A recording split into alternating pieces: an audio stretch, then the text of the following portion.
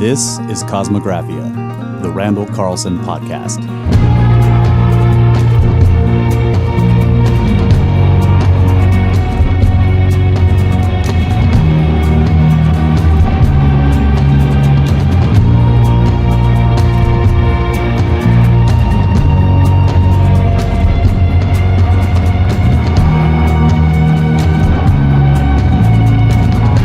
And welcome back, ladies and gentlemen, boys and girls, angels and demons and monsters and serpents, to Kosmographia, the Randall Carlson podcast. This is our final episode recording for this year, I think. Right, Brad? Last show of the year. Yep. That's right. So it'll probably come out next year, but this is the last show that we'll be recording this year. And I hope all you guys all had a great Christmas. And, of course, the new year is still coming up. But our Christmas was great. So... how was yours? Low key, it was low key, but for me, low key is fine now. We got 6 inches of snow and it froze. So man, the whole town's been iced in for like 3 days. I mean, it's really just starting to move around. Did you have any dreams about that? I did not. You didn't dream of a white Christmas? Wasn't me. Somebody talked about it on the news. Just checking. How's it going, Mike? I'm all right. How are you? My Christmas was quiet. Just myself, my wife, and my dad. Actually, no, my son and his wife, his girlfriend came over. See, we had a nice Christmas. It's doing good. All right. Family and church. Family and church. There are rumors that we're going to get some snow for New Year's. Yeah, that's right. We're going to get snow in Texas this week. So, well, it'll be great. No, we weren't in Texas. It was New Mexico who got snow when we were driving back, right? It was snowing in Texas. Yeah, it was. Okay, so the last time it snowed in Texas, I was hanging with you guys. We're driving back from our Four Corners tour.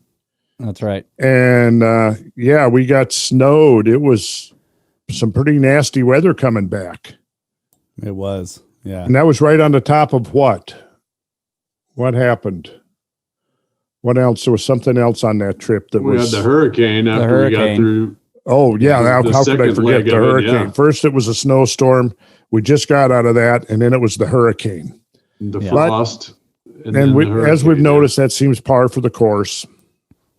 In fact, we ended episode 55 talking about this very thing, and it seems like wherever you go, disasters happen and catastrophe follows. So it seems strange weather. Yeah. Earthquakes, volcanic eruptions, exploding asteroids in the atmosphere. Many orders of magnitude. Well, you know what meteorology is, right? The study of atmospheric phenomenon. So meteorology. Yeah. So, right. So why not? But I was grateful, though, that we did have great weather for the trip. Great weather for the tour. It was perfect for 4 days, and then it went wacko, totally off the wall. Yeah. So it was just when we took Brad and I drove Graham Hancock across from Portland to Minneapolis. We caught a weather front moving west that followed us the entire trip. So some days we'd get just a little bit ahead of it, and we'd have like an hour of intermittent sunshine, and then it would catch us, and it would get gray and overcast and rainy again. And that was disappointing because I wanted Graham to experience a sunset in the western skies, but we didn't have any spectacular sunsets on that particular trip. And if you look at all the video clips from that trip, you'll see that almost all of them are overcast. We did get to Sun Lake Parks at the bottom of Dry Falls Cataract in Washington. We had a momentary parting of the clouds, which was quite nice, but it quickly moved on, and we were right back into the gray again that followed us, and the rain. Which is totally what they were used to at home in England, though. It was like, this is just like being at home. What happened? This has followed us around. Yeah. So they were used to it, but that's not what we wanted for them. No, but it was still a good trip, I thought. And we're going to do it again this May. Only I don't think Graham will be on it with us, but yeah, we're going to go hang out in the Scablands and see the Megaflood features, the grandest, well, I would say some of the grandest Megaflood features on Earth. At one time believed to be the grandest Megaflood features, but now there's some in other places that, if you know what you're looking at, are quite grand in themselves. But there's still nothing like that whole complex. As we will be seeing, because we're going to soon start exploring that area of the country and those particular mega floods. So we've been looking at, pardon there, Brad? Not that spectacular until you go to Mars. Well, yeah, maybe so. Yeah, we're going to have to go to Mars. We're thinking, we've discussed that we would like to do a podcast from Mars. Kyle, have you been reaching out to Elon? Wheels are in motion. Yeah, and that would actually be a real podcast because we would be in a pod. Yeah, and we'd be doing that. That's right. Russ, what? You're laughing. You think I'm joking? No, I completely agree. We need to talk to Elon about this. I think he can get us there. Yeah, it might be a one-way trip, but it could be done. Yeah, but hey, I bet you we'd get a spike in viewership if we did probably. That. Yeah, I think so. At least another 100 or 200 people who'd be tuning in. Right. It's like I always said. You remember Gary Larson? Oh yeah, yeah. Sure. Yeah, he was always one of my favorites. But one of my favorite cartoons was, so his characters. I think one of them was this, a kid, and then maybe like his older buddy or friend or something. They're standing up on a hill. And they're looking up at the sky, and I really resonated with that because how many times, in Minnesota countryside at night was I standing up on a hill looking up at the sky, but, they're looking up there and the the guy is looking up there and he goes, look at all those stars. There must be hundreds of them. Yeah. I always thought, yeah. There must be hundreds of them up there, easily hundreds. Yes. So it was kind of like an order of magnitude type thing that I found amusing. It's the whole thing with the star. I love trying to understand astrophysics. Mm-hmm. It is a lot of fun. And recently, Kyle and I have been looking at the concepts of the standard candle, type 1A supernovas, and how astronomers use those to measure distances to things aside from using redshift. Okay. And I mean, that stuff is, I don't know, to me, that stuff is fascinating. So that leads to me until now I'm looking at stellar fusion and the entire process of how stars start creating all these different elements. And then they explode and throw those elements out into the universe. And then I'm looking at, the Hubble images of the Crab Nebula and just, I don't know. I find that stuff absolutely fascinating. So, but there's tons of Gary Larson cartoons in astrophysics for sure.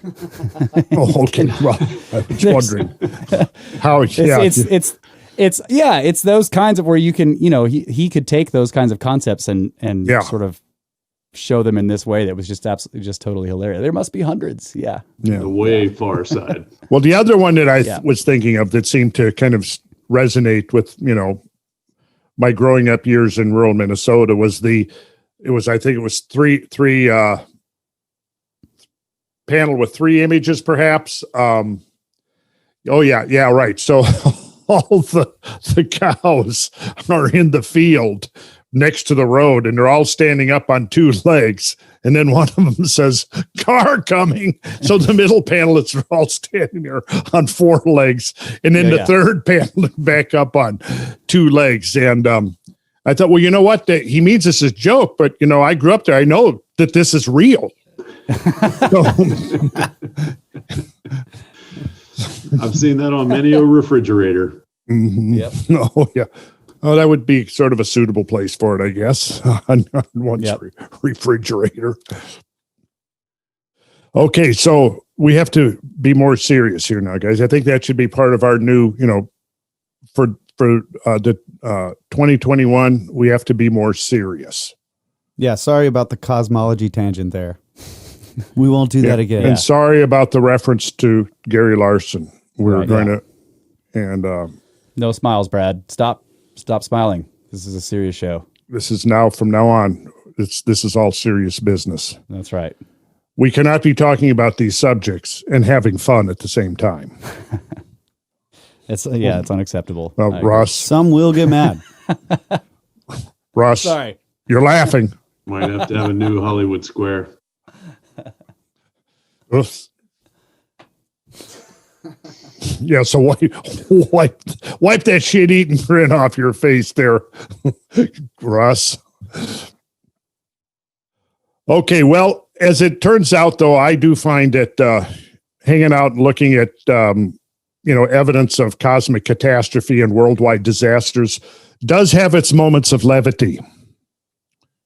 So, yeah, It better. Which, of course, brings us to the Levites. And if you recall, who was it that transported the Ark of the Covenant on the staves?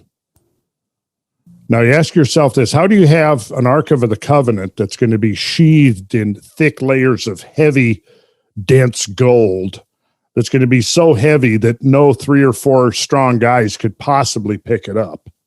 But they're carrying it on wooden staves? I don't know. It's always struck me as a little something curious going on there, until I realized that the answer to the conundrum, is in the word itself. So you think about that, Russ. The Levites. The Levites. Okay, I'll think about it. Think about it. The Levites. Levitation, maybe, just maybe. Well, where did the word levitation come from? Levity. See. Levity. See, levity brings us to levitation, which brings us to the Levites, which brings us to the Ark of the Covenant, which brings us to radio transmitter directly to God. So interesting how these thought processes work. But see, isn't that the Kabbalistic method? Is you take something totally innocuous, totally mundane, something totally everyday, and hidden within there, like the energy within the nucleus of an atom, is this profound meaning. And if you just peel it back, that meaning will start bubbling, boiling out. So that's what I like about some of the getting into the mysteries. Is it turns out that a lot of the things we take for granted, the everyday stuff that we never think about twice, is actually potently loaded with deep and profound symbolism. What was the quote that you said early on in the show? I think it was during the Atlantis episodes. I remember the end was like, it will be everywhere and perfect. Does that ring a bell? The ancient knowledge will again abound and overflow as water upon the earth. The remains of this knowledge are everywhere about us, in everyday use, and perfect. The restoration of this knowledge will point to the period prior to the confusion of lip. Yeah, you can mull that one over in your craw and see a craw. Think about it. What's a crawdad, right? Think about the 18th trump of the tarot deck. What is it, Kyle? The 18th major arcana of the tarot deck is, I showed you just moments before. Just moments before. Yes, moments before we started. You're almost the there. Cross? No, that's not it. What was... No. Is it the moon? I don't know. I'm wild guessing here. I have one. I could take a wild guess. Would that be the hidden moon? That would be the moon. Yes, the 18th trump. And you remember what's happening in that picture. You've got 2 towers. You've got a wolf and a dog. And then you've got a pond in the foreground. And what's crawling up out of the pond? A crawfish. See? Right. So I said, mull that over in your craw, Kyle. And see, what sort of instantly happened as you did that, you should have gotten replete, a full color graphic image of the 18th major arcana of the tarot deck, the moon. And you should have pictured the two towers, the wolf and the dog, and you should have pondered, what is the significance of the wolf and the dog? Well, clearly that represents an evolutionary advancement from the wolf, which represents the wild, untamed part of your nature. The dog is the domesticated side of your nature. But it also represents the actual transformation of the wild wolf into the domesticated dog who becomes the helper of humankind. And the little dog that is accompanying the fool in the 0 major arcana, the fool that's about to step off the cliff and plunge down into the world below, but the little dog is going to go with him and be his guide and his eyesight and his link to the primal world. You see, so now we have the dog. And then, of course, dog is what spelled backwards? God. Did you ever think of that? I did, yeah. I'm sure everybody does think of that from time to time without necessarily thinking if there's any significance to that. I didn't think about the significance of that, no. Until you start pondering the significance of the dog star. And when I say dog star, I'm not talking about Lassie. I'm talking about... You're being serious, right? I'm being serious. Once again, yes. The key word for 2021 is we're going to be serious. So the dog and the wolf also remind me of Enkidu and Gilgamesh. Hey, now yes, that's how the game is played. That's right. It's correlation, association. That's how the system works. That's how the cipher has been set up. You've got this collection of things that are part of our everyday. Everybody, we all have dogs, right? But there's profound symbolism to the dog because the dog at some point became allied. It became two species formed an alliance. And that alliance particularly was critical to the survival of our species. So right now, a dog is just a pet, a comforting ape. But at one time, a domesticated dog was critical for human survival. And what is the reason for the cipher in the first place? The reason for the cipher that's sort of the question. Why would you need to cipher? Why would you have to hide things behind symbols? Well, yes. I can't really say the answer to that other than the fact that it's maybe perhaps one way that you ensure that certain modes of knowledge are preserved. Languages shift, they change, they corrupt, they die. When you use symbols, when you use pictographs, you can achieve a certain universality. Hey. Yep. I agree with that. Yeah, me too. I would say that's a definitely. But then again, you turn around and you look at, for example, the Egyptian hieroglyphs, which took forever for us to translate, and they are pictographic. Mm-hmm. So it is possible for the cipher to become so complex that it almost is self-hiding. And I've just always wondered if that's on purpose or if that's the way it has to be or if it's both, Mm-hmm. But see, but the problem, that is the flip side of using symbology is the interpretation. How do you interpret the symbols? And because languages do shift and change and die, these things have to be constantly rediscovered unless you have some sort of ancient reference or things like in the Catholic Church, you have vestments and you have vessels and you have all kinds of arcana and symbology, and the church goes through the same liturgies year after year after year to make sure that these things are understood generation after generation after generation. So there is no doubt. That's why you have dogma. And even then, things shift, meanings shift. But like Randall's talking about the Tarot, I don't know much about the Tarot. I don't know anything at all about the Tarot, except I've seen people use them.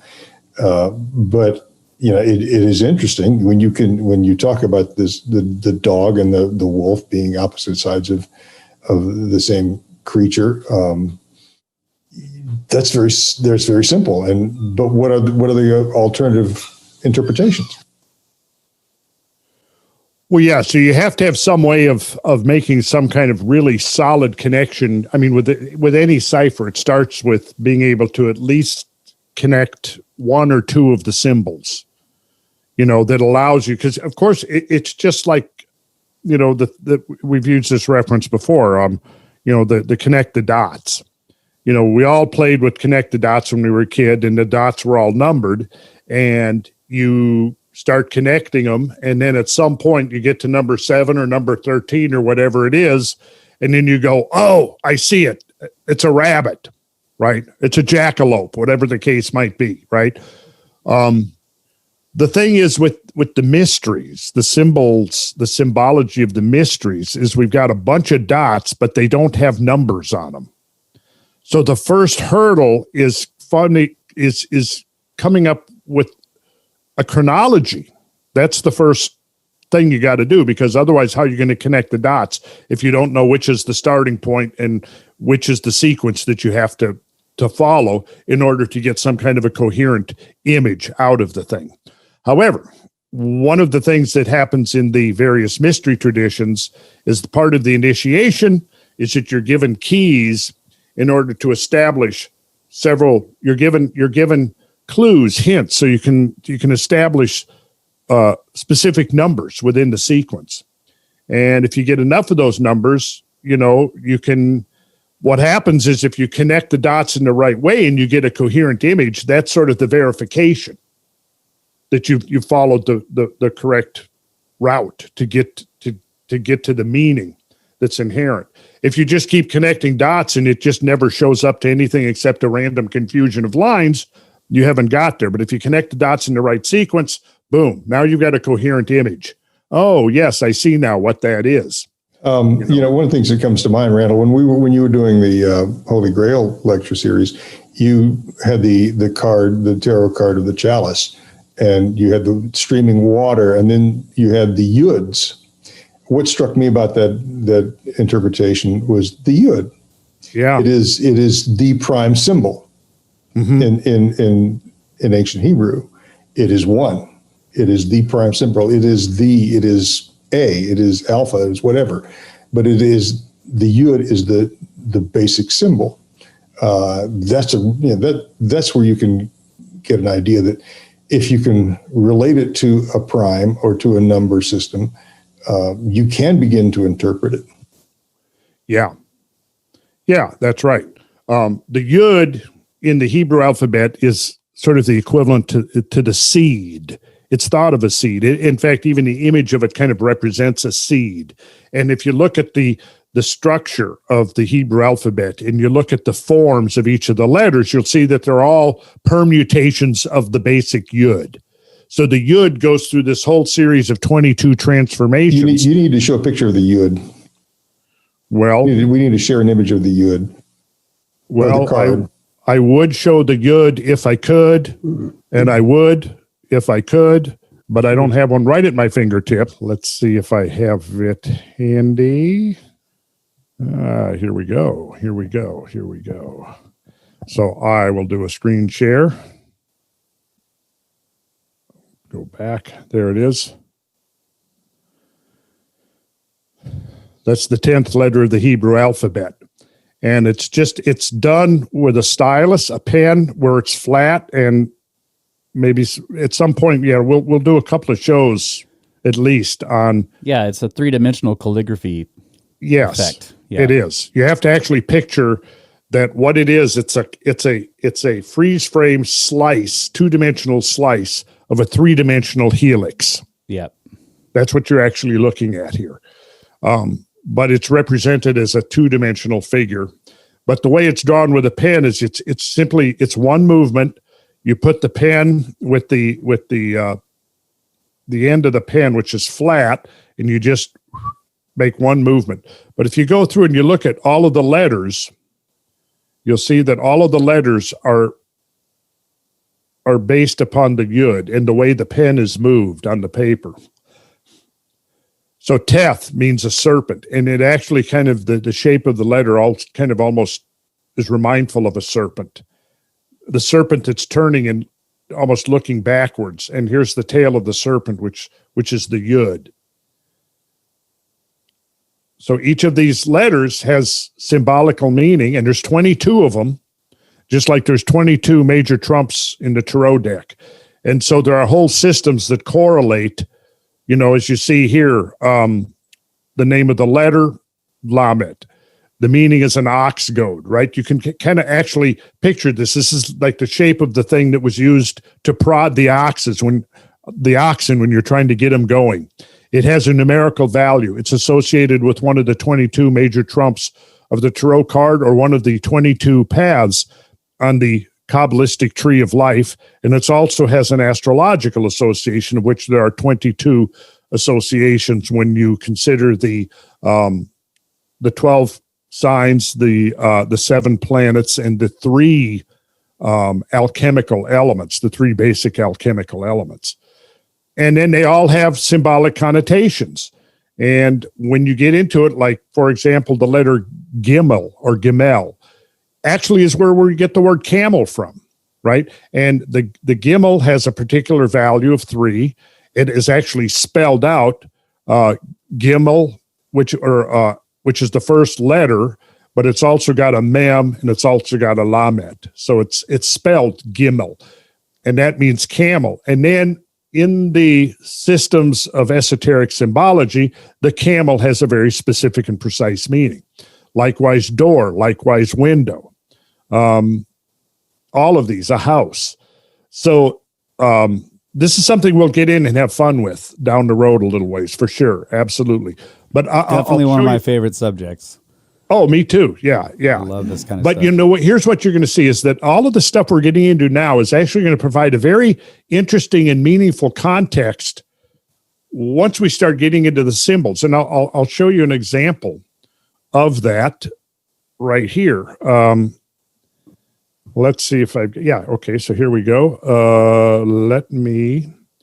Yeah, and while you're looking for that, we've talked about this plenty off air, because lots of people who watch the show, they know that you have done plenty of presentations on, the mysteries, on esoterica, on symbolism, and on other topics. And but the idea here is that the purpose for this podcast is for you to really go through all of your stuff in detail.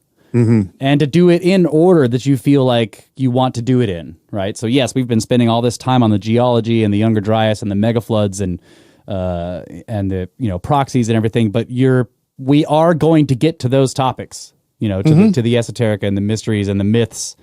They're coming up, and you keep saying that the stuff we're going through right now is going to build a foundation that will help sort of flesh out what we're going to be talking about later in these other subjects. Yeah, so I'm going to give you a prime example of that right now. Okay. This is, let me get back here to the share screen. Okay, so this is, again, going back to the tarot. The 14th trump, Temperance, also associated with alchemy. But you see, what we're looking at here now is this big angel with the rainbow over its head. The symbol here, which is typically the sun. You have this 7-pointed star here. You've got this Hebrew name, Yud He Waw He, Yud He Vav He, really, which is Yad He Vav He, which is the spelling of Jehovah. Yahweh, yes. But what I want to call your attention to is how the angel is pouring out this urn or pitcher of water, which is flowing off of the card, and in the other hand is this flaming torch. And you'll notice that the flaming torch is aimed towards the earth, and there are 5 little yuds emanating off of this torch, right? At the bottom, you have an eagle and you have a lion.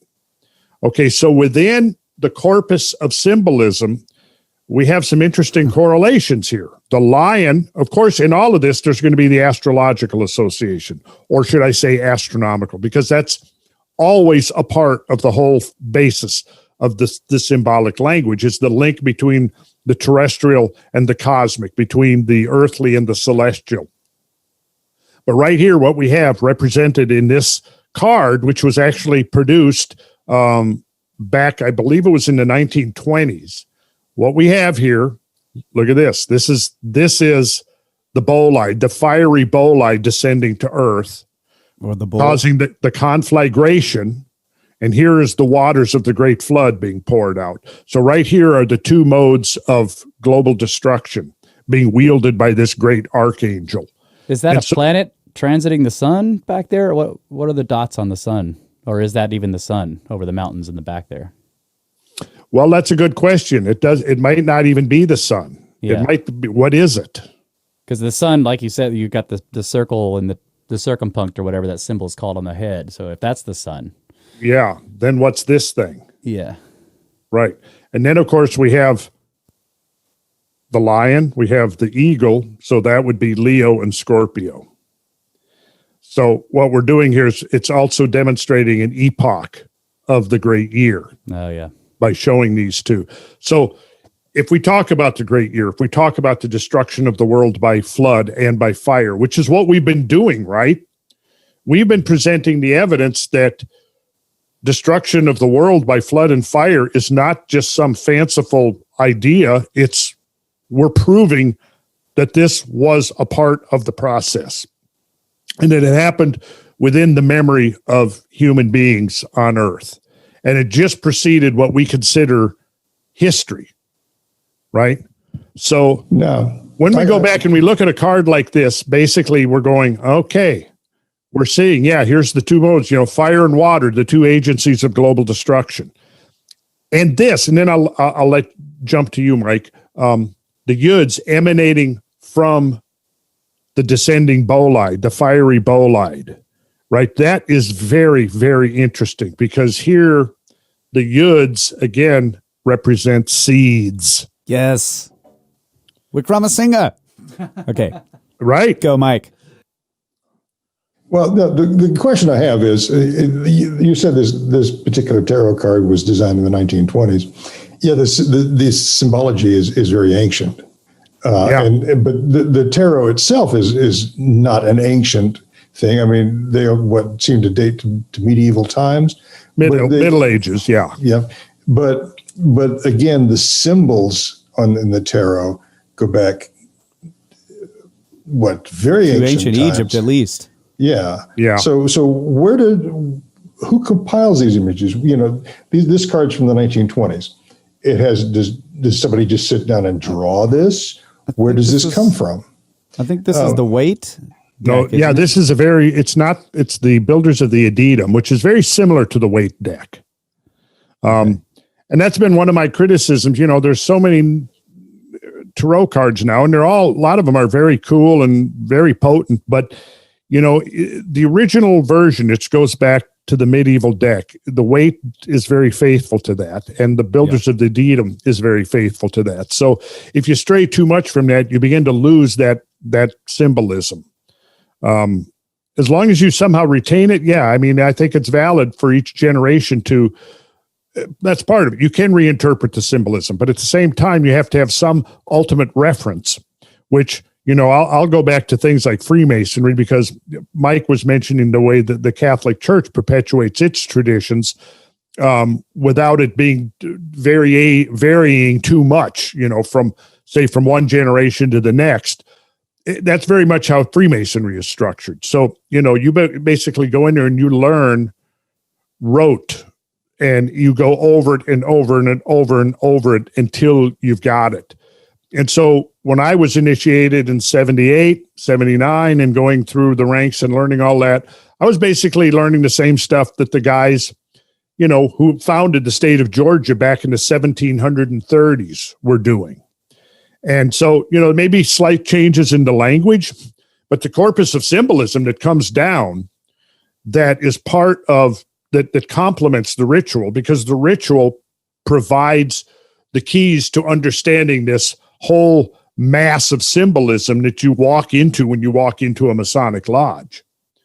You go and you guys, of course, if you go through the process, you're going to see that for yourself. You'll walk through the degrees, and each degree you're presented with this body of symbols. And you're also given some instruction and clues to get you started on, discovering the hidden meaning of those symbols. So you're told in the second degree that, you want to learn something about all of the 7 liberal arts and sciences, but the 2 most important are going to be geometry and astronomy. You're basically given that information.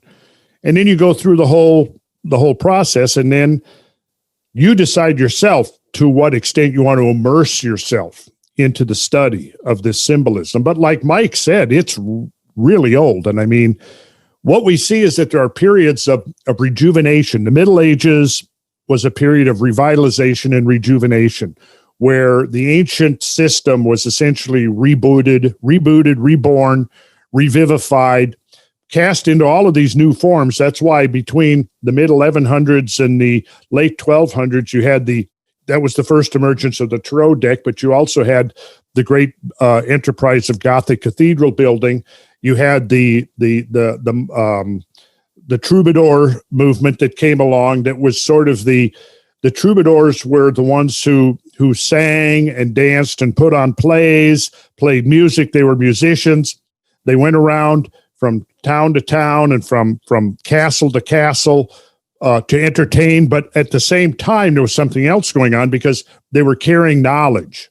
They were transmitting knowledge. And behind their, the plays and the music and the poetry and stuff that they did, there was a whole body of symbolism. And so there was somebody who had the keys, who were which is what distinguished the initiates, because that's what the process of initiation was. You were given keys, so that now when you're seeing this play, you realize that there's 2 levels going on. There's the level of, yes, this is a funny play, we're enjoying the light entertainment.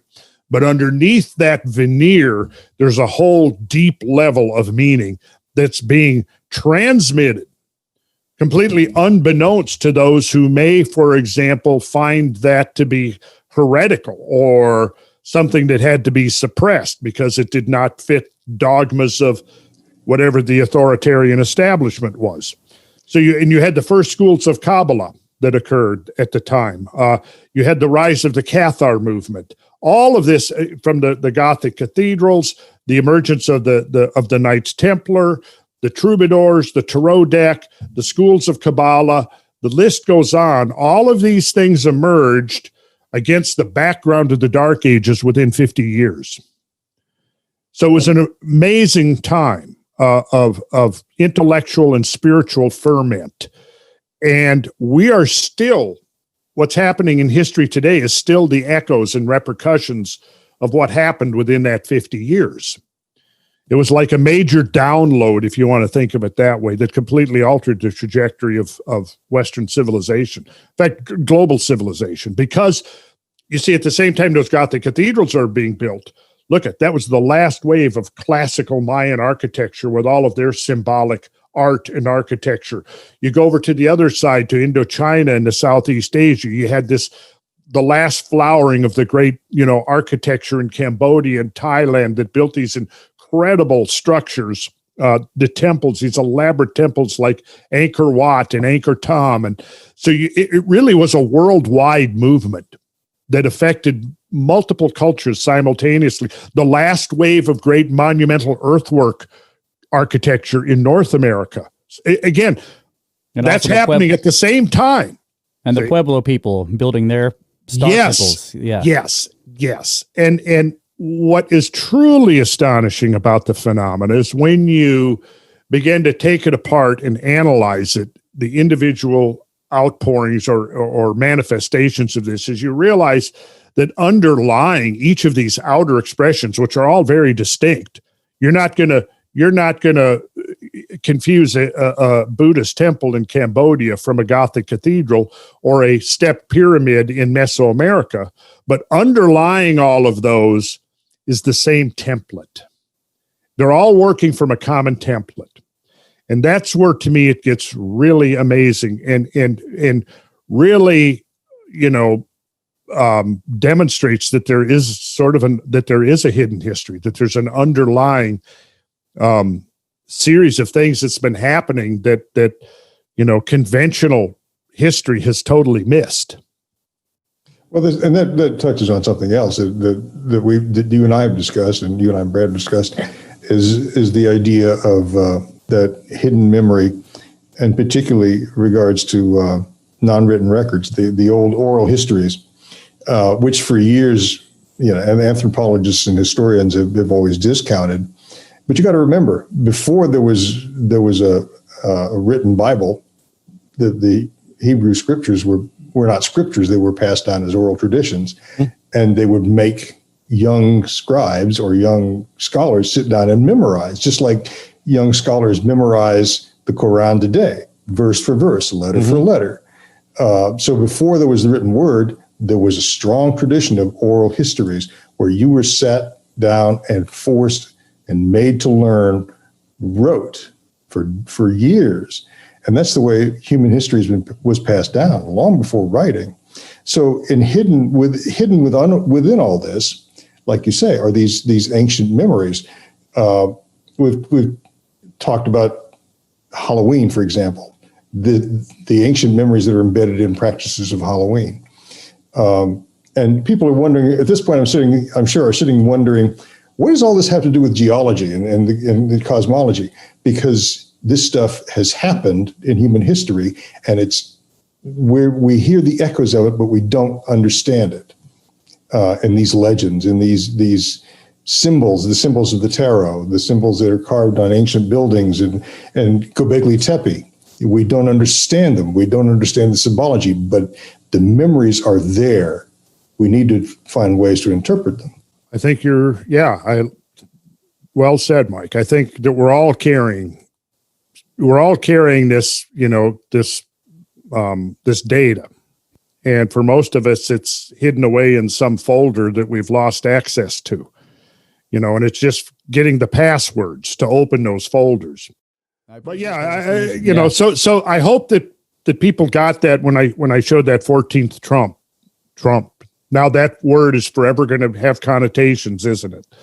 At least for probably another generation. But it's also the major arcana, the 14th Trump of the major arcana, which was temperance. And of course, in Freemasonry, you've got the reference to temperance, fortitude, prudence, justice. It's because in Freemasonry, there's a lot of moral teaching, but even the moral teaching itself has layers. You see, like we've talked about that, like how do Masons meet on the level, how act by the plumb. Well, uprightness, think of the word rectitude, what that means. It means upright behavior. There's a rectangle. Yeah. Yeah, right. Yeah. So I mean, here the builder's implements now have moral connotations to them. When we do business, Russ, and at the end of our deal, you write me my final check or I write you yours or whatever, we shake hands and we say we're square. Yeah. Pure 100% Freemasonry. When you say, Kyle comes and tells me one of his, far-fetched stories, and I go, I don't know, Kyle, are you on the level with me? But again, 100% pure Freemasonry. Because when you say, how do Masons meet on the level, the idea is there, any builder knows what you do with a level, right? How many times, thousands of times have I used a level out on a building site?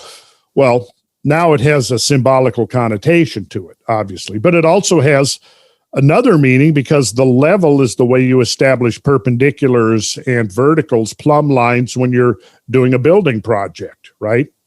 You have to use the plumb bob and the level and the square. So that's all part of laying out the sacred temple, the sacred edifice whose function is the linking of heaven and earth. See, so it's like you have the moral dimension to it, and then you have the practical dimension, and then you have the symbolic or metaphysical dimension of the symbols. So yeah, but I showed the 14th major Trump of the major arcana, and we saw the great archangel wielding the two agencies of global destruction. So hopefully, in the context of everything that we've been talking about since we started this show, imagery like that should resonate with hopefully some of the people that have been regularly listening and now connecting and going, okay, so there's more than just a metaphysical or a spiritual or a psychological dimension to this. There's an actual physical dimension dealing with the evolution of the world that we're a part of. And that is that the world is periodically destroyed, but through floods and fires, at least until the so-called curse has been undone, which is the curse that the book of Genesis has made frequent reference to, that goes back to the symbolic expulsion from the garden and a whole lot of other things that would be beyond our conversation tonight. So I think maybe we should take a little break, and then we'll get into some more. We'll get back down to earth, and we'll spend a half an hour or so deciphering some of the story, the epic tale that has been engraved into the earth for our generation alive on this planet right now to decipher for the first time in at least 10,000 years. Sounds great, man. So I'll see you in a minute. All right.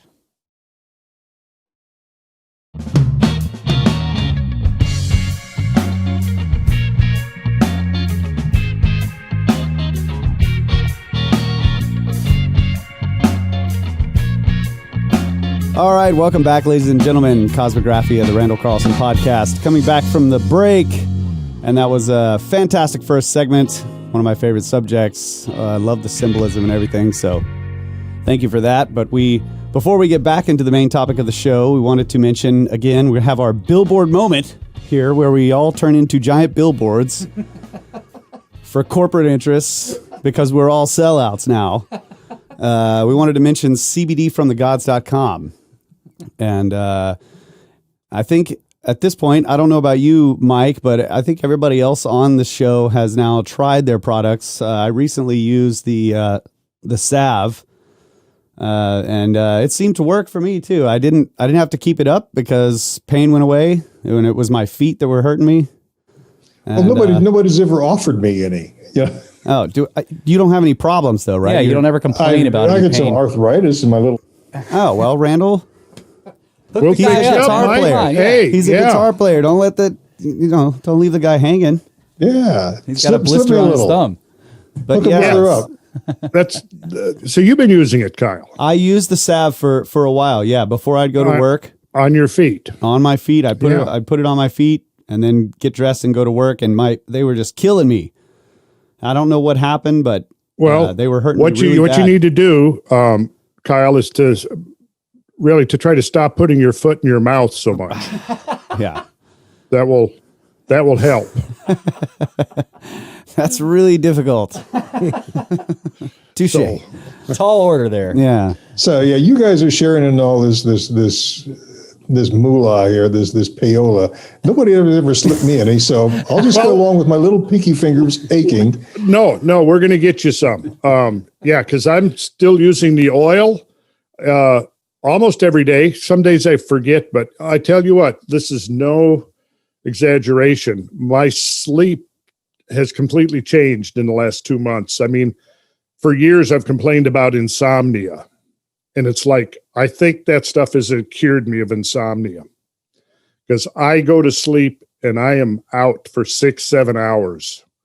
I know Brad would appreciate that on your road trips. Yeah, I would too. I especially have a hard time sleeping on road trips.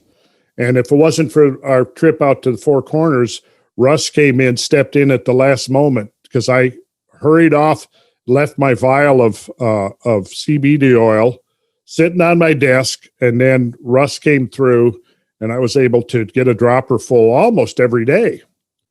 So I owe you, Russ. Every day. Yeah, every day. We didn't skip it. Every day. Yeah. Once I arrived, you got some every night before we went to bed. Yeah. Sure. But I'm serious. Yeah, I if somebody asks me now, I think, I haven't been off of it long enough to see if I revert back to insomnia, but I literally, I've really, it's been a kind of a hardship for me sometimes waking up at night and then, laying there for hours, trying to go to sleep. My brain is racing.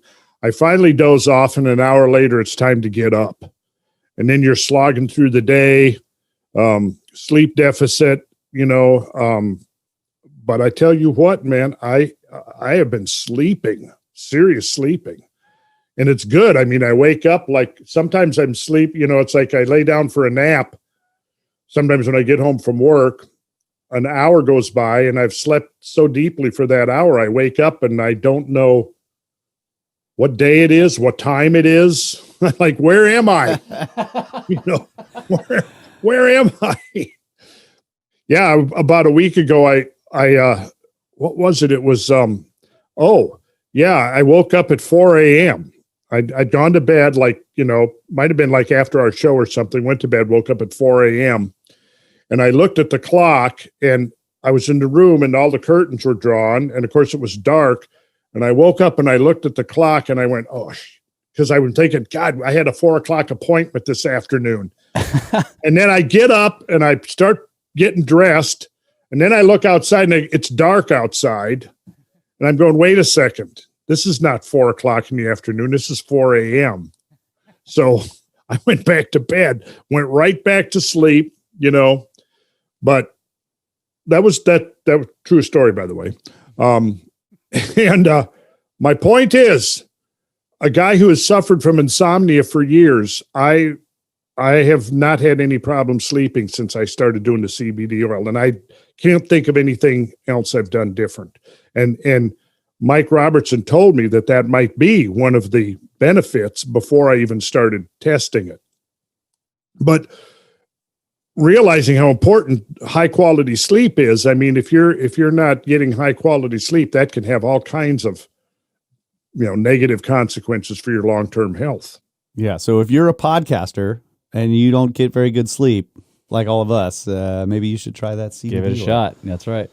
But make sure if you go to cbdfromthegods.com, put in the promo code RC ships free, and that will notify them that you came from the Kosmographia viewers, and that will really help out Randall, help out the podcast, and help move this whole thing forward. So we appreciate everybody who's done that. This is a small, almost family-like operation. They're real good people. And I believe that we need to support good people. They're not big. They're not industrial. They're not over corporatized. They're not getting any government subsidies. Their goal is to provide and create a really high quality, very pure product.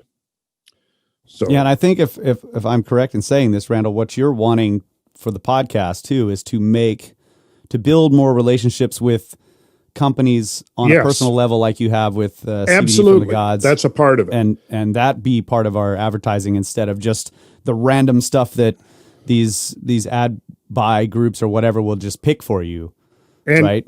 And I would say this: unless you're ready to step forward and write us a check subsidizing our research, our field trips, and everything that we're trying to do, I don't want to hear any accusations of selling out. Because if you accuse us of selling out, we're going to be reaching out to you personally and requesting that check for you to subsidize our work. Okay, got that? So wait, you mean this is not a corporate? We're not selling out? I quit. I was told we were selling out to corporate giant billboards. Come on, where's my cash? I'm out of here. Well, I'm not going to say, look, if somebody came forward and said, hey, we'll buy you guys out for $1.2 billion. Look, even I have my price. I would think, let's see, 1.2 billion. What could we do with 1.2 billion? Yeah. I would be coming up with some great ideas. I tell you what. Yeah. I would. All right. So expect some native ads in the future. Yeah. That's what we'll be doing, and Randall will be telling us what to do. Our fearless leader. That's right. Who, me? Yeah, buddy. I'm just... well, if Mike says it's okay. I'm just the figurehead. I'm the pretty face that people see when they first, tune into this stuff. Okay, so it's Brad is really the man behind the scenes. Is that what you're saying? Well, Brad's behind me, but then Mike is behind. Mike's Brad, really running the well, show. some people have figured out that Mike is in fact the puppet master. Yeah, that's controlling the whole. He is running the show. Whole venture here. This is master control. Yes. And his whole purpose here is really just to keep an eye on us to make sure we don't step out of line. That's right. That's right. Doing a fantastic job. Doing a great Mike. job, Mike. You are doing a fantastic job, Mike. So we have been talking about the glacial meltdown. We got up and we started talking about some of the features that would have been up within the area of the glaciers themselves, particularly drumlins. And we're not by any means through talking about drumlins because there's more to learn, and the drumlins have more to say to us, for sure. There's no question. Drumlins, in fact, turn out to be one of the keys to the whole catastrophic process that happened. So we want to really get in and understand primarily the distribution of the drumlins, the orientation of the drumlins, the particular geometry. Are they short and squat, or are they long and skinny? All of these things contains information about the nature of the events that created the drumlins.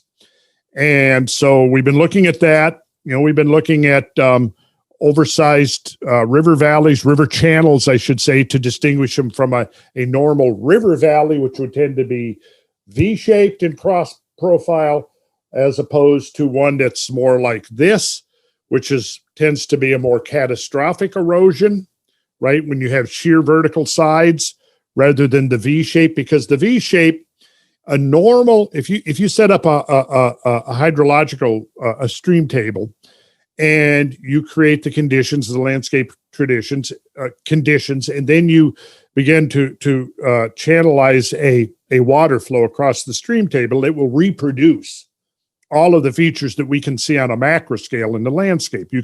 That's the cool thing about a stream table. And again, it because of the scale and variant nature of what water does, both erosional and depositional, right? So in a stream table, you can recreate by letting the stream flow over a long period of time, hours or days. You can create a V-shaped valley profile, right? But if you put on a sudden rush of water, intense for a short-lived period of time, you're going to tend to have a channel with much more vertical sides, right? So we look at that. That's one of just the geometry of the channel. And of course, when we look at underfit streams and rivers, what we're seeing is that we've seen probably at least a dozen examples at this point, right? Maybe more than that, maybe 15, 20 examples. But we could actually look at almost every river channel in North America, actually, right? So what we're seeing is that the modern rivers and the course of the modern rivers are determined by this ancient architecture, landscape architecture that was created in a geological instant through not long drawn out, slow incremental processes, but sudden cataclysmic processes that created geomorphic work orders of magnitude beyond the normal placid background pace. And we're seeing the imprints of these kinds of events. We could call them nonlinear events, discontinuities within the continuum of normal change. We're seeing the imprints of those events now. They're starting to show up all over the planet. So we've been looking at North America. We've been looking at features that would be both within the glaciers themselves, such as drumlins, tunnel valleys, even some of the overfit stream channels. We've also been looking at evidence beyond the margins of the ice sheets itself, which is then going to be a record of the meltwater flows discharging from the ice sheets, right? So if we look at the Mississippi River, if we look at the Grand River, which I think we did in the episode before last, we looked at the Grand River flowing in Grand Valley, Michigan, right? Well, this was beyond the margin, so it's outside the terminal moraine. Got it? The terminal moraine shows you where the glacier, how far it got, and then it stopped. So if you have a stream channel beyond that, now you're looking at a meltwater stream discharging from the glacier, but flowing beyond the glacier, not flowing under or within the glacier perimeter, right? So we looked at Grand Valley, Michigan. That was a good example of a proglacial meltwater channel, right? But now we're going to talk about, and we're going to be coming back to that, of course, because there's still more to be seen and pieces to put together, but we're going to kind of jump around a little bit by looking at the Southeast, which is mine and Brad's and Mike's backyard. There's some very interesting stuff going on. Now, the Southeast would have not been in the, and I'm talking about the Southeast, I'm talking about Georgia, Northern Alabama, North Carolina, Tennessee, Kentucky, Virginia, that area of the country, right? Let's say the Southern Appalachians. We could even talk about the Piedmont, which is the foot slopes of the Appalachian Mountains. If we look at Georgia, we've got the Appalachian Mountains, which are very old mountains, deeply eroded, and a lot of that erosional material has been washed to the southeast that now forms the Piedmont, which Piedmont, is the foot. You're like, what is a doctor that studies your feet, Mike? Podiatry? A podiatrist, yes. So this is referencing back to Kyle's problems with his feet, right? So trying to maintain the continuity of the discussion here. Maybe, Kyle, if we could have a look at your feet as an example. So Piedmont. Let me remove it from my mouth. Piedmont, foothills of the mountains, the Appalachian Mountains. That's basically what Piedmont means. So you've got the Piedmont, and then you've got the coastal plain. So you've got this transition of these three geomorphic regimes or environments. You've got the mountains, you've got the Piedmont, and then you've got the coastal plain. The coastal plain is where you see all the Carolina bays, right? The coastal plain is relatively young sediments. A lot of it is unconsolidated. So whatever force created the Carolina bays, when you move from the coastal plain up into the Piedmont region, they disappear. And we'll have a segment on the Carolina bays to talk about them and perhaps try to get, I know Tony Zamora has agreed to be on, so we can get him on or whatever. We'll talk about the Carolina bays at some point. You'd need George Howard for that too. Oh yeah, absolutely. We could get George Howard on for that. But anyways, when we look, I've been living in this area now for decades and have had plenty of opportunities to explore and study. And Brad and I have been out on numerous excursions around, and I'll show you some of the kind of stuff you can see. The thing you got to keep in mind is that, like when we were out in, like where you guys live, or when we were out in the Four Corners area, the geology is pretty much bare bones. It's there exposed. You see the whole skeletal structure of the landscape. When you're in the Southeast, it's a different environment altogether, because you've got, instead of, 6 to 10 to 12 inches of rainfall per year, you've got 40 to 50 inches of rainfall, and you've got this canopy of trees and forests and vegetation and so on that obscures the bare bones of the landscape. But one of the things that I'd like to say is, you can still see certain features that will show you that kind of not footprints, but the telltale geological history. When you and Brad and I were out west, and I saw the scablands and the megaflood features out there, driving back through Tennessee down to North Alabama, North Georgia, that corner up there around Chattanooga, driving through the tail end of the Appalachian Mountains, I saw exactly some of the same features, massive erosional features there that we saw out west. Exactly. The giant carved valleys. Yep. And I thought, oh my God, this is the same kind of thing that Randall was talking about out west, the massive floods. It's there if you look at it, even though it's obscured by the southeastern tree canopy. There's a lot to see if you know what you're looking for. It's one of the things that first fascinated me when I took that geology course at Auburn. Anyway, sorry to throw that in. Well, no, that's excellent. I thank you. That was a good contribution. And this is one of the reasons we're planning this Cumberland tour this spring, is because we want to take people up, particularly if you're interested in the megaflood features that we're going to see up in the Pacific Northwest in May. we're going to try, assuming everything has opened up enough, which I'm going to guess that it is. We're going to do a shorter tour in our own backyard to explore some of the kinds of things that I'm going to show you right now.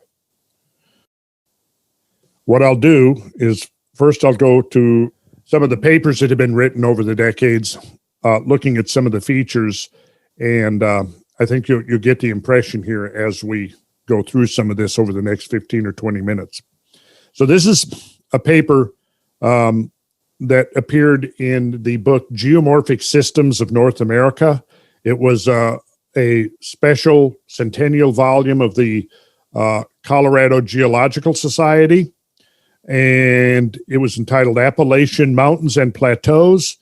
The lead author was Hugh H. Mills, and what they're doing in this particular article are looking at some of these surface features, which typically are the things that have been neglected, overlooked by geologists. When you think of what most geologists are doing, a lot of them are employed by the energy industry. They're out there, if you're looking for a deposit of hydrocarbons, you're not too concerned about the particular geomorphic forms, the geomorphic expression of the superficial landscape. That's not really your area of interest. You're looking past that. If there's a deposit of boulders or anything that's or soil, all of that is looked at as overburden, which is just basically the stuff that's in the way. If you're looking for minerals or ores or whatever the case may be, if you're working for the government and you're looking for isotopic materials, you're looking for uranium or plutonium or anything like that, you're not going to be so much concerned with that superficial expression of the landscape, right? But when geologists do look at it, what they're seeing is somewhat perplexing. Now, I'll go ahead and read a paragraph from this particular paper. They say, vast areas covered by bouldery, generally unsorted and unstratified debris lie along mountain foot slopes in many parts of the Blue Ridge. Now, the Blue Ridge, of course, is, southeast. The Blue Ridge runs not far from where Brad lives. The authors then go on to say the origin of these, in quotes, foot slope deposits has been considered problematic. Study of modern debris slides in this region, however, makes these deposits somewhat more understandable. So, study of modern debris slides. Well, yeah, here's a very good application of the uniformitarian principle. Let's study some modern examples to try to understand the ancient examples, right? So then we'll go on. This is from a paper written in 1984 by David Scott Schaefer. It was his unpublished master's thesis at the University of Tennessee. The title of the paper is Late Quaternary, Paleoecologic, Geomorphic, and Paleoclimatic History of Flat Laurel Gap, Blue Ridge Mountains, North Carolina. And this is what he says. The widespread existence of relict talus, T-A-L-U-S, block streams and block fields is evidence of a former, back up, and block streams and block fields and colluvial fans that date, now get this, from the late Pleistocene and early Holocene is evidence of a former severe periglacial environment characterized by intense freeze-thaw processes in and around Flat Laurel Gap during the full and late glacial. So if we go late Pleistocene to early Holocene, what does that encompass? We all know well. Younger Dryas, right? Younger Dryas. What's periglacial? What's a periglacial? Just like a perihelion. It means close to the glacier. Okay. So what you had in the southeast was not glaciers, but close to the glaciers, because the glaciers were 200, 300, 400 miles to the north. So what you had was a periglacial environment. So what that meant was that the winters in the southeastern United States were extremely cold. Okay. Well, I say extremely cold, but similar to what where Brad and I grew up in Minnesota, Brad in Pennsylvania. Anybody who's grown up around the Great Lakes, southern Canada, and the seasonal changes and the temperature change between summer and winter, and how cold it gets during the winter, that would be what we're talking about in the southeast. So that's a pretty significant climate change. But what he's doing is talus, Talus, which is just basically rock debris, right? Block streams, block fields, and colluvial fans that date from the late Pleistocene and early Holocene. So first thing he's doing is he's saying, well, this stuff was produced under an environment in which the conditions were different than the modern environment in this region. Now, I'm going to show you, in case I haven't already, I'm going to show you an example, and I think we have, but it won't hurt to look again. I'm going to show you an example of block fields, block streams, and what he's actually talking about here. Now, this one, of course, has gone. This is further north. This is up in, Pennsylvania. Have we looked at this? Yes. I thought so. Yeah, this is a block field, right? And so he's saying that the presence of things like this is a block stream, because a stream is going to be narrower and considerably longer than it is wide. Although in this case, at the Blue Run boulder field, the forests are already encroaching. So the actual block stream is really more like a boulder field, except that over the millennia, the forest has encroached. And so if you walk into the trees, what you'll see is that the trees are growing up from between, these piles of boulders. And the further you get from the naked boulders themselves, the more soil there's going to be. And eventually you get to a point where you can see the boulders are completely covered over with new soil, plants are growing, and in another few millennium, there'll probably be 6 inches of topsoil, more things accumulating, and you won't know as you walk through the woods that under your feet is this, 10 foot to 20 foot thick layer of these huge jumbled rocks and boulders. But right? down in like a stream bed, that in some places in the stream beds, that's what you'll see. Yeah. You know what I mean? Yes. Because it'll erode away that stuff and seasonal creeks and stuff, and it'll just be that. Yes. Now that's crazy. Here is this is then Blue Rocks boulder field or boulder stream, and you'll notice that the rocks extend up into the trees, and they continue. Maybe another 100, 200 yards up into the trees themselves. And then this is our old friend Jeremy here, and he's actually listening to the water that's running through here. The water that percolates through here is the modern stream, and it obviously had nothing to do with creating this boulder stream. This is a relict, R-E-L-I-C-T, relict feature that was created at some point and has basically been in place with very little change since the moment it was created. So, very little change except for the slowly encroaching forests around it.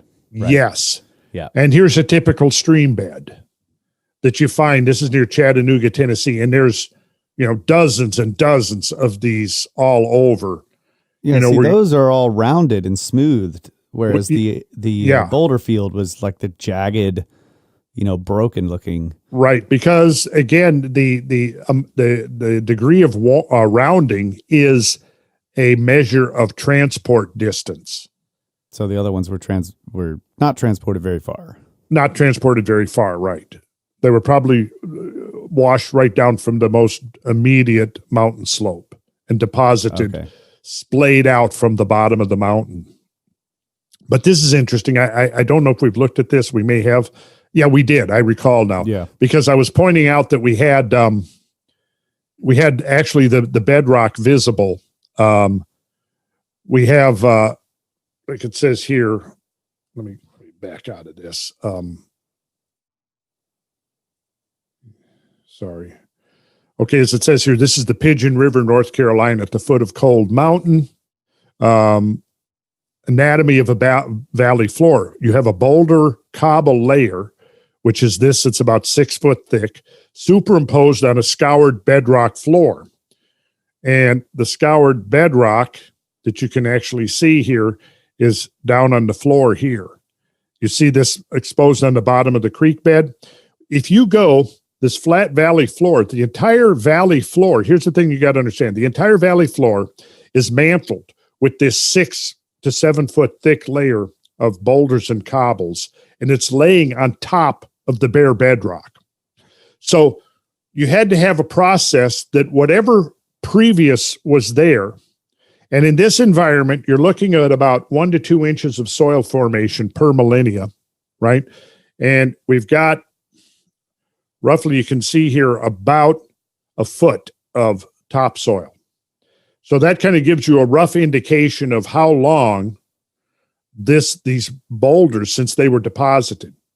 If it had been, 100,000 years, you'd have 6 feet of topsoil, right? Unless something came along and washed away the topsoil and you had to start over again. What we had here was an event. Let's see, okay, so right over here, you see, this is actually bedrock. I think this is a metamorphosed gneiss. And then you have the boulder cobbles that are laid directly on top of the bare bedrock. So you have to have a process whereby, first of all, whatever was there before is removed to expose the bedrock. You then have that presumably same process dumping 6 or 7 feet of boulders and cobbles on top of the bare bedrock. And then that's pretty much left intact. And over the next 10, 11, 12,000 years, the forests grow, topsoil begins to develop, and you see roughly 10 or 12,000 years of topsoil development right here. So how do you accomplish all of this? Well, again, it's directly referring us to a process that occurred on a scale beyond anything that has happened to this particular valley since. And if I was to walk over here to the edge of the trees and start digging down, I'd dig through a foot and a half of topsoil, and guess what I would hit? I would hit this stuff, so that the entire valley floor is mantled with this bouldery cobble material that you see right here. There we go. Yeah. Metamorphosed. Is it unsorted like that, or is that just an artifact of it being the edge of that stream bank there? It's probably an artifact of this being the edge of the stream bank. Okay. And of course, there is from time to time, who knows, maybe every few decades, a flood where there's enough water where it comes up out of the channel and spreads out over the floodplain. Yeah. And this actually brings us to an interesting insight here into the nature of modern floodplains, because typically modern floodplains are ancient features constructed by these outsized events. Yeah, so here's the David Scott Schaefer quote. So then Schaefer goes on to say that they did some thermoluminescent dating, right? For one of the high colluvial fans in Flat Laurel Gap. And the dating came out to 10,100 plus or minus 950 years. Okay, now this is before calibration, I'm going to assume. So what you probably are going to need to do is add a couple of thousand years to this in order to get the calendar date. But so we've got a date here that would span roughly from 10 to 11,000 years ago, which if calibrated would then probably extend from 12 to 13,000 years ago. And what he says is that the date of 10,100 plus or minus 950 years before present for the high colluvial fan and Flat Laurel Gap indicates that the colluvial fans were actively forming in the late Pleistocene and early Holocene. In some cases, colluvial fans lie below block streams and block fields. In these situations, the colluvial fans may be composed of the finer material of the block deposits being worked further downstream.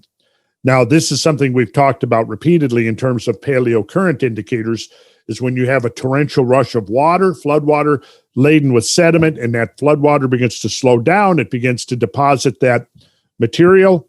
And of course, the bigger stuff is first, and then the finer stuff progressively as you get down current into the less turbulent waters as those waters are stilling.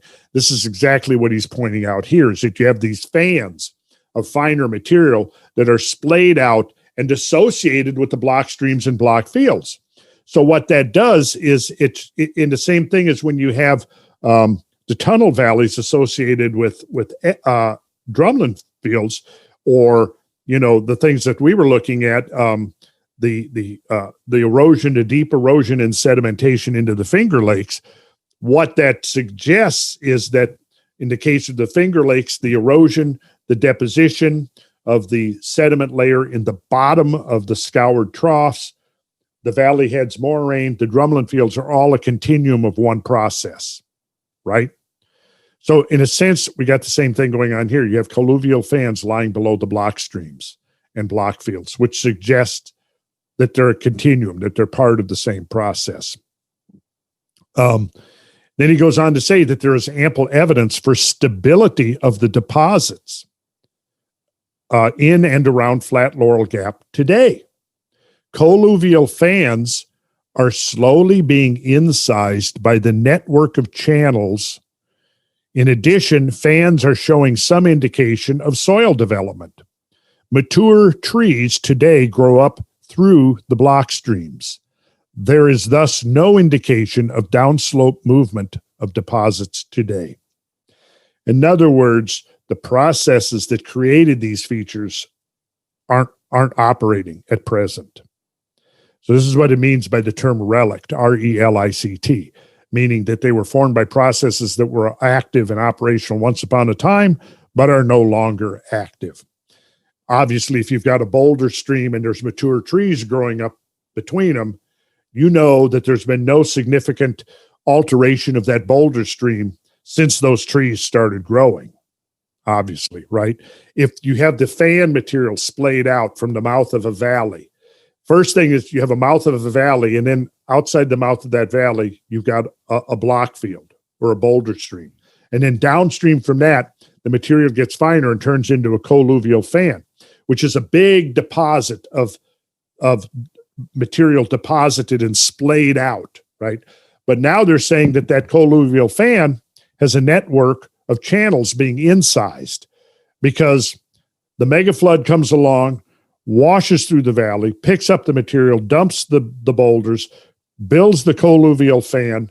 The megafloods are done.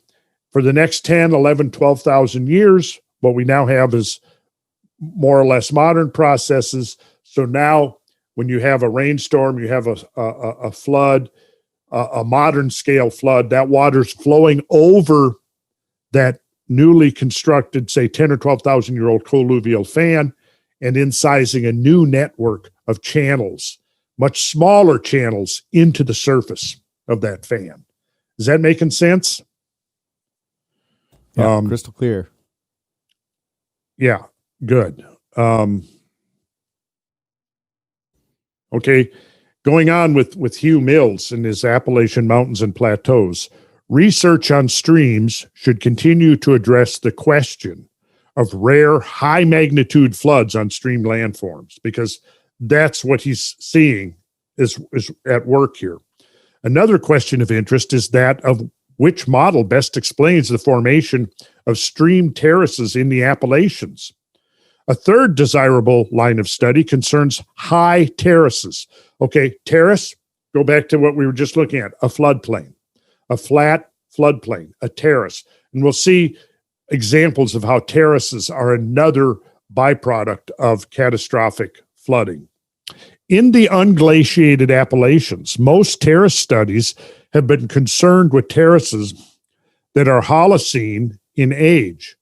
Commonly, these terraces are only a few meters above the modern river level, yet, now here's the key, get this, many terraces in the Appalachians are hundreds of meters above modern river level. Hundreds of meters.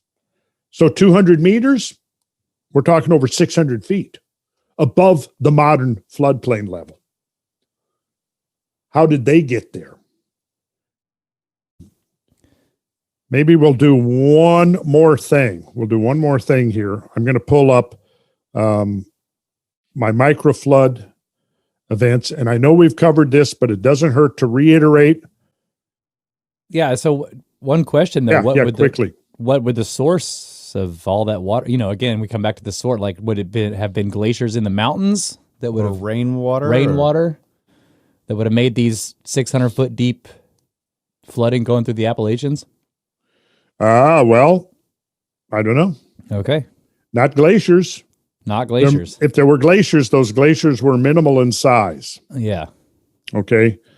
So, I looked up the term talus. Thank from you. earlier, and what I was seeing was that they're saying they're slopes due to mass wasting.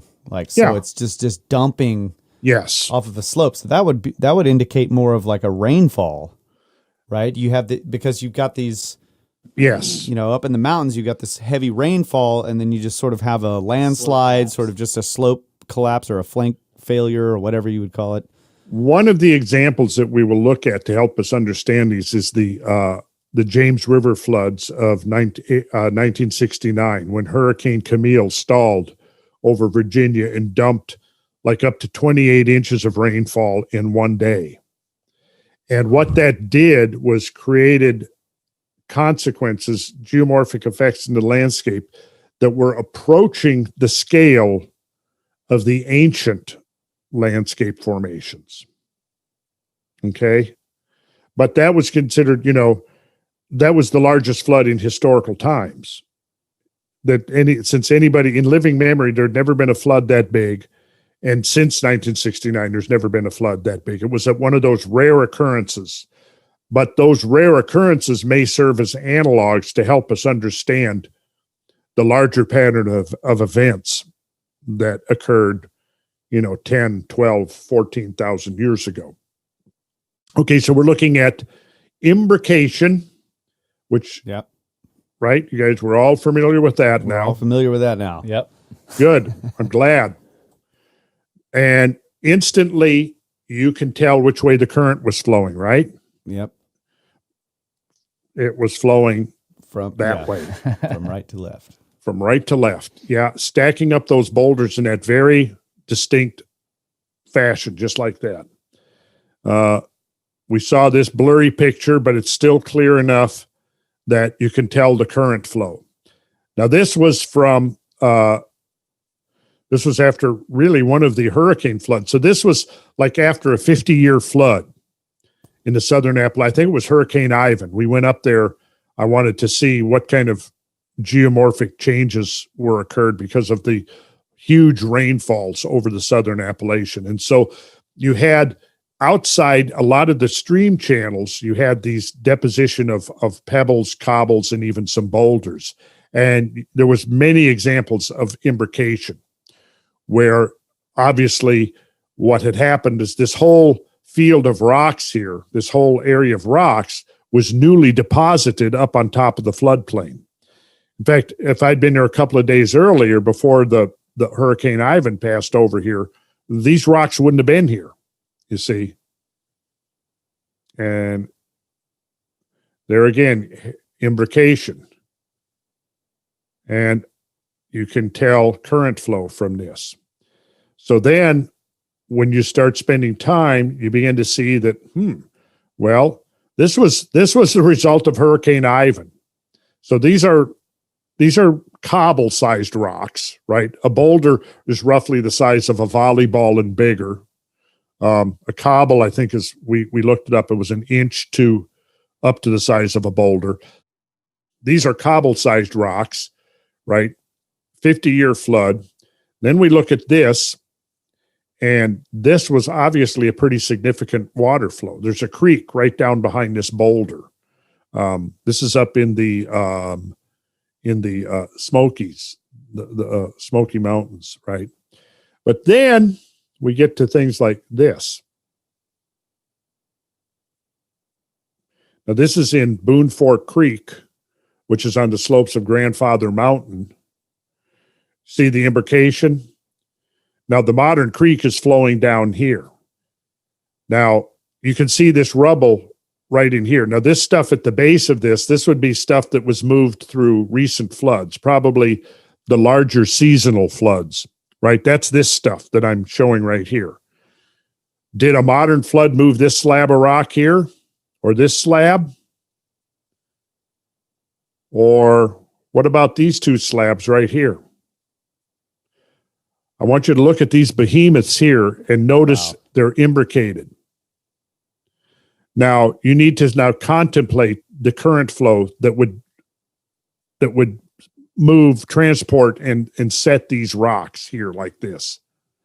These are probably, I'm going to guess, somewhere around 1 to 200 ton rocks.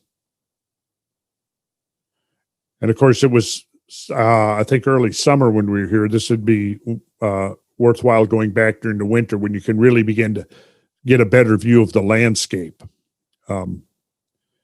This may be a dumb question, but is there a size of rock that the water won't move and flip over or imbricate? I mean, it seems hard to believe that any flow would flip boulders over that size. Well, if you've got a current that's 3, 4, 5, maybe even 600 feet deep, moving at 30, 40 miles an hour, yeah. Rocks of this size can become buoyant. We'll see those strewn all throughout the path of the Missoula floods. But what you don't... Scale invariance. You got it, Mike. So the answer is no. There's no rock too big to be moved by water. Well, theoretically, no. If you've got enough water and if it's moving fast enough. If it's deep enough and moving fast enough, yeah, okay. Yeah. I mean, the size of the rocks transported is going to, the limiting circumstance is going to be the size of the current flow. And the velocity. Yes. Yeah, okay. So yeah, this is construction of a small gravel bar along a foot trail in the Blue Ridge area of North Georgia. This is a newly created deposit in the wake of Hurricane Ivan-induced rainfall. And this is just scale invariant phenomena. New sand and gravel bar along the South Fork of Peachtree Creek after the passage of Hurricane Ivan flooding. And here you can actually see in micro scale, the flow is away from the viewer. And if you're standing at the upstream edge of this bar, you've got coarse gravel. You see that? But as you go to the downstream, it's all fine sand. So here it's even obeying the rules. See, as the water is building this sandbar, the first material it's dropping is the coarser stuff, and it's carrying the finer stuff down. Now, if you dug through the finer stuff, you would undoubtedly reach a gravel layer. And here we have a perfect example. Look at this. Notice the fan splayed out from the mouth of this channel.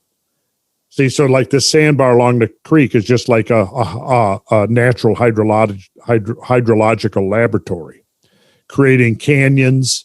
And notice the vertical sides of these canyons, right? And then the fans splayed out. So when we were, the earlier reference to colluvial fans, picture this exact formation, but on a scale thousands of times larger. So we're going to get in and learn about all these landforms and how water creates them. Rogan moraine, hummocky landscape, longitudinal, all the features, in fact, that are displayed right here can be seen again on a scale thousands of times bigger than this. Notice here the shear. So that is what we're going to be looking at in the upcoming episodes, because we're going to be looking, I want to kind of at least hit some of the high spots of the whole North American continent. So everybody in North America who's listening, will have somewhere where they can go to within not too far from where they're living and begin to see features of cataclysmic megafloods. In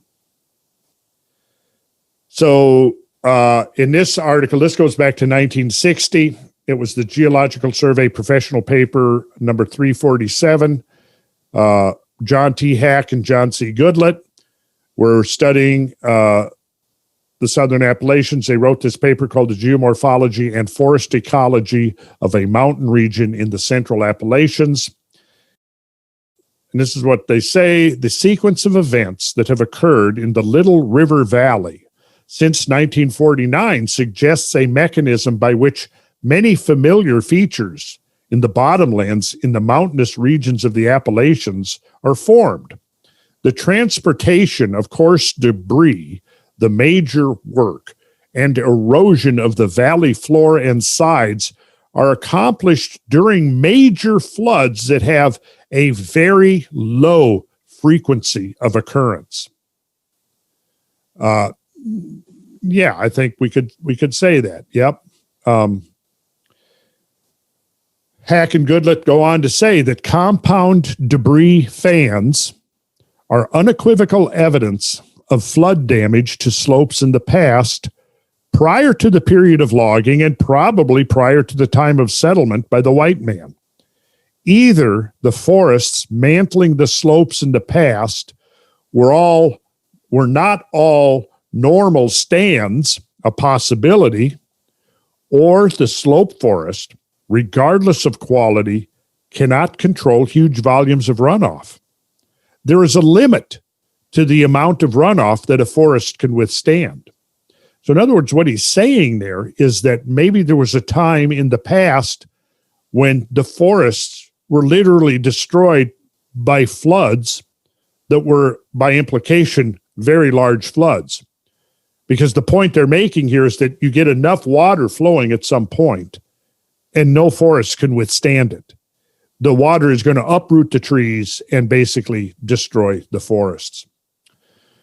And then they go on to say, the writer's interpretation of the landforms of the Little River is based largely on processes that are observed to be active today. On the other hand, right, so in other words, he's saying that there is processes going on today that are changing the geomorphology, just like going for 30 years over and monitoring the stream channel of the Peachtree Creek near where I live. There's been some pretty amazing changes in those 30 years to that stream channel. In fact, the whole stream channel has shifted about 30 to 50 feet from where it was before. But again, most of those changes that you see occurred during very limited, short-lived intervals of much more intense events. Hurricane Ivan came through, right? And did more work in 1 day, 2 days, than the amount of change I had seen in over 10 years of observation. So he goes on to say that, on the other hand, after acknowledging that there are modern processes and the modern processes are active today, he goes on to say, on the other hand, it is probable that large climatic changes of worldwide extent have taken place recently enough to have had an effect on the processes that produced the forms we see today. So, yeah, Hugh H. Mills and others, back to Appalachian Mountains and Plateau, 1987. Ancient debris flows also have been identified in northwestern and north central Pennsylvania. The deposits are bouldery with hummocky, low-bait feet. Large ancient debris flows have also been found in northeastern Alabama. No radiocarbon dates have been reported for these flows, however. Now that's 1987. They go on to say that farther south of the glacial border, and that's the significance here, is because we're now away from the glacial border. We're not looking at direct meltwater discharging from the glacier itself that is producing the phenomena that we're observing. Farther south of the glacial border and at lower elevations, paleoclimatic data are lacking, and the former existence of periglacial processes is unclear.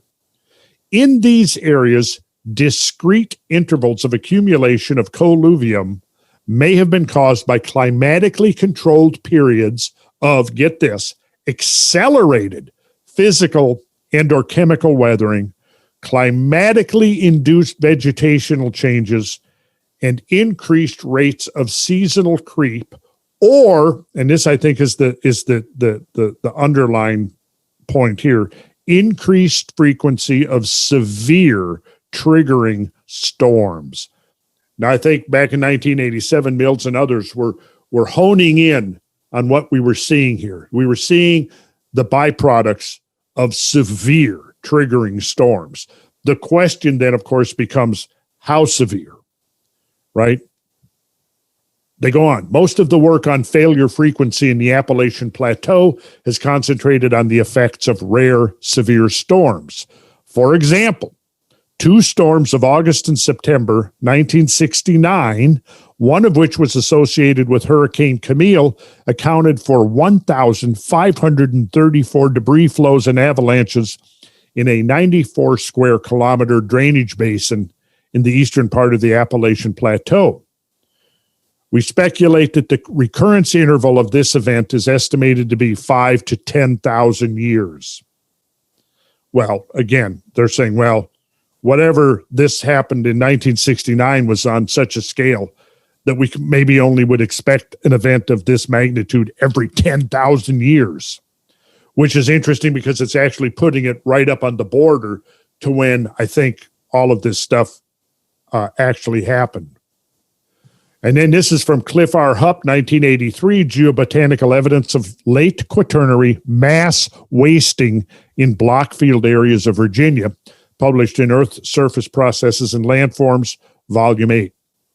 Large block fields that are treeless or only sparsely covered with trees and shrubs are common features of the Central Appalachian Mountains.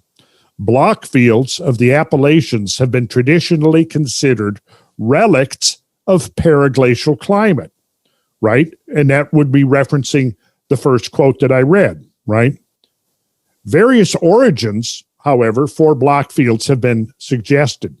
Frost action during the Pleistocene is the foremost explanation. Smith, however, in 1953, pointed out that the conditions necessary for the formation and downslope movement of block fields no longer exist, and that these features represent stable, immobile fossils of the Pleistocene era. Daniel D. Michalik, 1969, fan-like features and related periglacial phenomena in the southern Blue Ridge, unpublished PhD dissertation. It is obvious that the blocks that are now part of the boulder accumulations and rubble in this area were produced during a past interval of intense physical weathering, for blocks are not being quarried from bedrock at any appreciable rate at the present time. He goes on and says, block fields, block streams, and other block accumulations are common features in many parts of the Blue Ridge province, but are unseen by the average traveler because most of them are remote from main highways and are concealed by forest and brush. Such block concentrations are often located in the headward parts of fans and on the adjacent headward slopes. Wherever high ledges or cliffs are found, there usually are block accumulations below. But in many cases, block fields are found in places where there is seemingly no good reason for their existence. And I'll end with this final quote from Michalik. He says, the emplacement of blocks on fans presents a problem. It is difficult to conceive how small streams, particularly with the small drainage basins available, could have carried large blocks to their present positions under any imaginable conditions of discharge. Not only are the blocks often of great size, but they are frequently very abundant. In many cases appear to have been transported a considerable distance. So,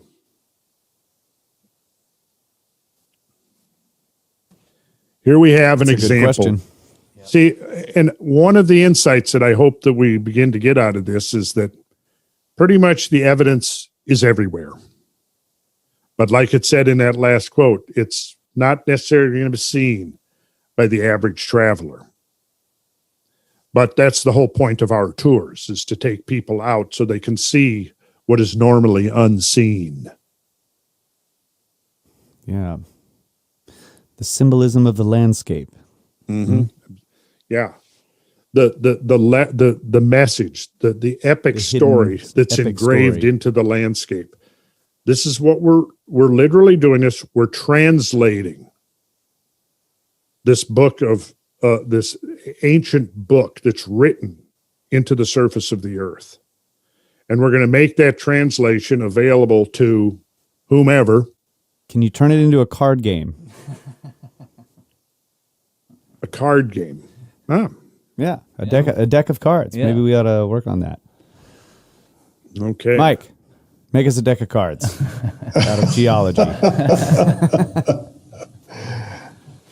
Maybe a Dungeons and Dragons kind of thing. There we go. Yeah. Oh, that's fascinating stuff. Good stuff. Isn't it, though? I can't wait till you get to where we live, the hill country in Texas, man. Tell us about the cataclysm that happened here. The little bit that I've seen certainly indicates that it's present in abundance around you guys, but having not specifically focused on that area. But, when we do our field trip to Great Bend, we'll do a lot of research leading up to it. Yeah. Can't wait for that. I know. Yep. Brad's hat's on. Kronos. I know. I was not looking at I was looking at my quotes, so I wasn't seeing what was happening. So when I came back again, I saw that the hat was on. And I thought you were taking it on yourself. You volunteered 15 or 20 minutes, but yeah, nope. 2 hours later, then you started up again. It's all good stuff, and I hate to stop it, but no. Thank you for stopping it. Yeah, I've hit my wall. That's your job, Brad, and believe me, I don't take it personal. I appreciate you doing that. Somebody's got to do it. Yep. Well, you just have amazing stamina to talk through this stuff, and it's excellent, and you're passionate about it, and I love hearing about it, and I hate to make you stop, but yeah. No. Don't look at it that way. It's late, and yeah, people are, I think are being tested to keep up with all this stuff. I don't know, maybe not. They can look at a piece at a time, but right. Kind of video zoomed out here. All I heard at that end quote was cliff. I went over the cliff a while ago.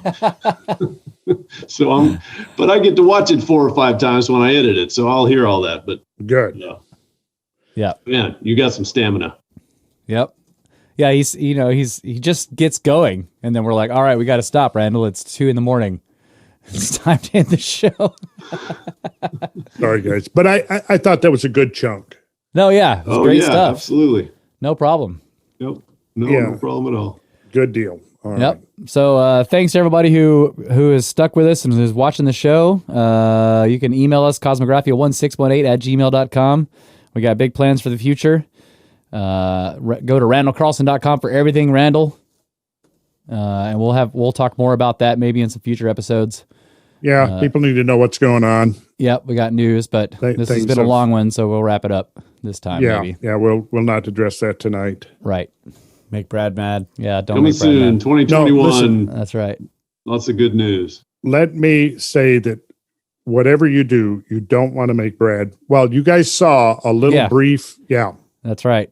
Do not do it. Don't make Brad mad. Do not make Brad mad. Don't bring out evil Brad. That's what you told me. Yeah. Thanks everybody so much. Good night, guys. Thank you, Randall, Brad, Mike. Thanks. Enjoyed it as always, guys. Until next week. Okay. Good night. Can't wait Good till the night. next one. Ciao.